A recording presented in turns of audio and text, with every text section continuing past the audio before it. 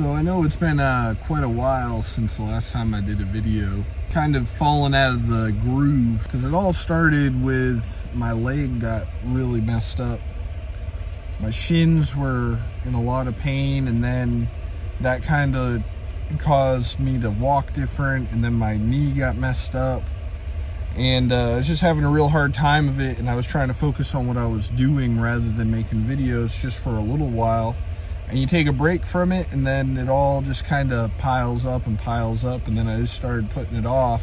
So that leads us to here we are now, going 3 months in without a video, and I'm trying to get back into the groove. So this video, it's gonna be a lot of just random stuff that I recorded, you know, kind of just show you what I had going on the last few months. So, you know, it's not any one certain thing.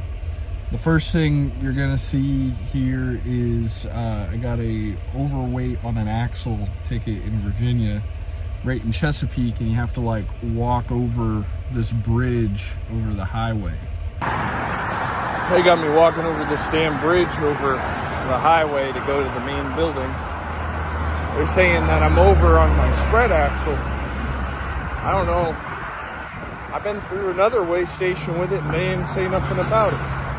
And I got less fuel on this time, although that wouldn't help my spread. I don't know how I could possibly load it differently. That would fix that, because they just put me over on my drives. This next clip is some trusses I delivered at that house in Miramar Beach. If you look at my other videos, that video where I first went there is called Cab Over at the Beach. And when I first went there, it was just a vacant lot. And then when I went there for a second time to deliver the roof trusses, they had the house mostly shelled in. They were just about to put the roof on when I got there. And as a matter of fact, the crane that showed up to unload me, they ended up paying him extra to stick around and fly the trusses up to the top of the house for him. Well, if you look, I'm missing one of my lights up top here, one of my covers. I need to get another one, but you can't buy it locally anywhere.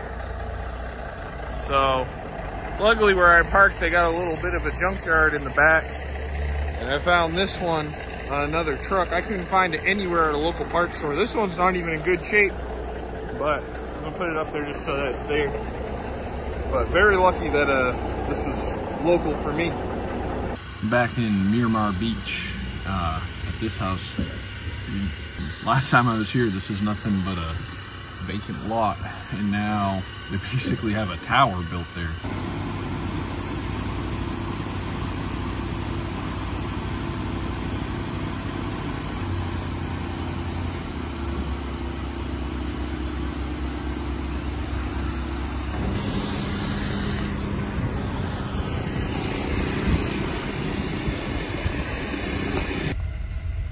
Funny story about that day in Miramar Beach.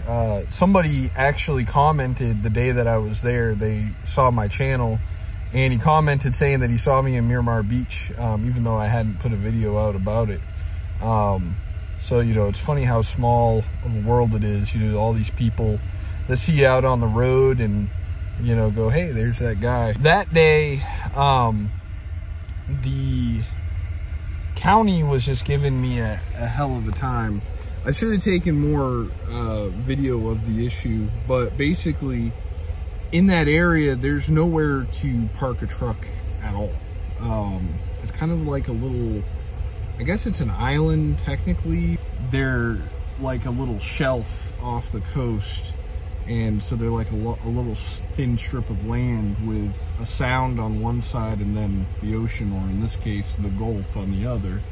So the real estate there is pretty pricey, and there's not a lot of parking and not a lot of space.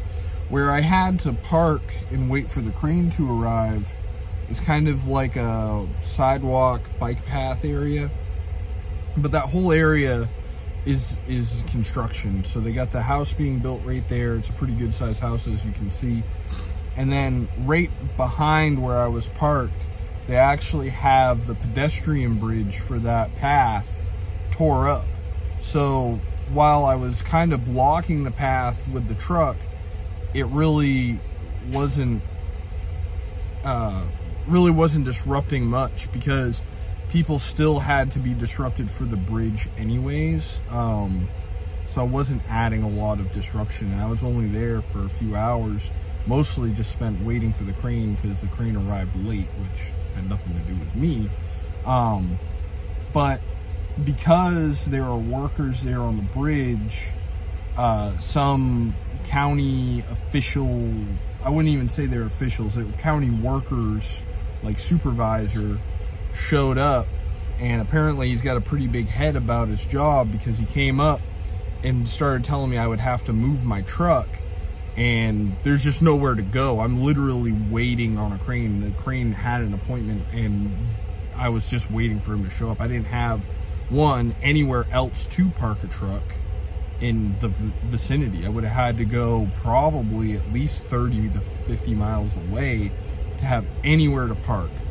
And then if I do that, then I gotta wait, and I won't know when the crane gets there. So then the crane will get there, and then I'll have to come back. So either I'm gonna be in somebody's way, or the crane's gonna be in somebody's way while all this is happening, and I have to unload there. I mean, that's just the way it is. The road through there is only like a 25-mile-an-hour road, so any bicycle or pedestrian traffic, which is already having to go around this bridge, really isn't gonna be in a lot of danger going around. And just as kind of a side note, you know, I get it, like, it is a path for pedestrians. It runs in front of houses, so it's really like a glorified sidewalk, probably about 6 to 8 feet wide. And I get that, you know, people, you know, expect it to be something they can use. That's what their tax money goes for, fine. But those issues should have been discussed when they approved the building permit for the house that is being built right there, because everything for a house still has to be delivered, and there's no space to do that. So I'm really surprised that the county approved a building permit, but didn't either give some type of a permit to allow delivery trucks to block that sidewalk, or make the people building that house provide a place to put the trucks somewhere so that they could deliver, if they're going to make an issue out of it. And this guy was really just, I don't really know what to make of it. Like, I don't have a lot of sympathy for these people.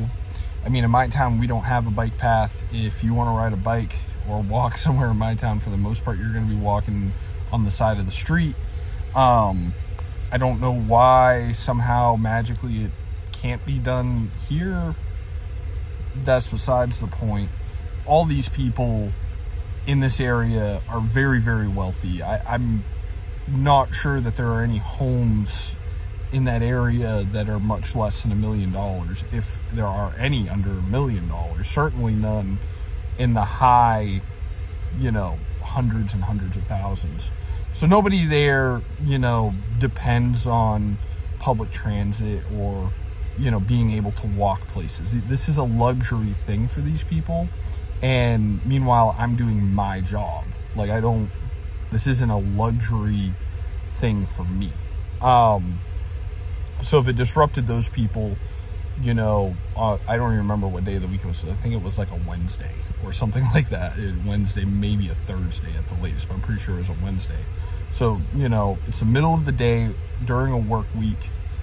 Why this is such a big problem, I don't understand. And the guy ended up calling the cops on me, and then the cop came out and was like, yeah, we're not going to do anything about this. Just, you know, try to not be here any longer than you have to. Finally, in this last part, this is the newest trailer that I got.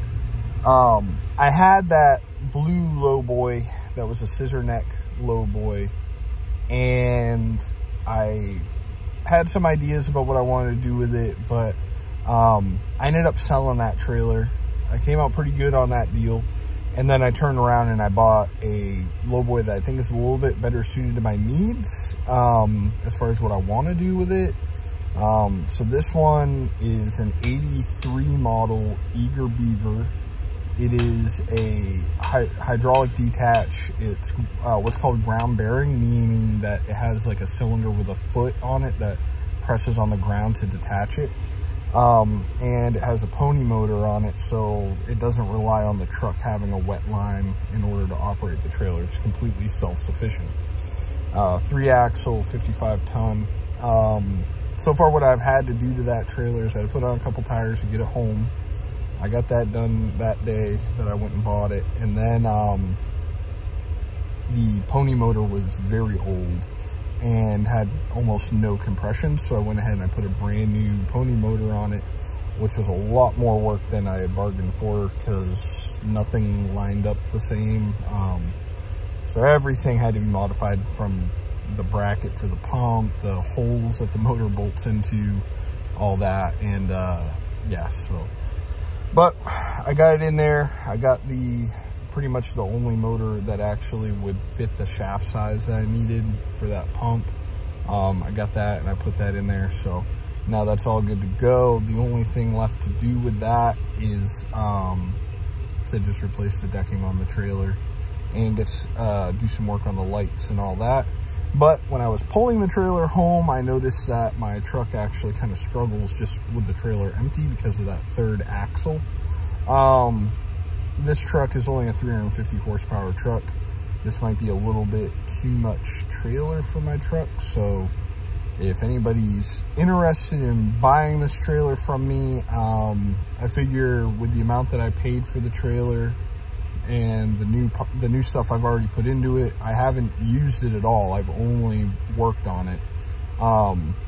You know, and I figure my time doing that work, in total, I'm probably about $20,000 to $25,000 into that trailer. If somebody's interested in buying it for about that much, please reach out to me. Or if you're interested in trading a truck for it, I would also be very interested in that.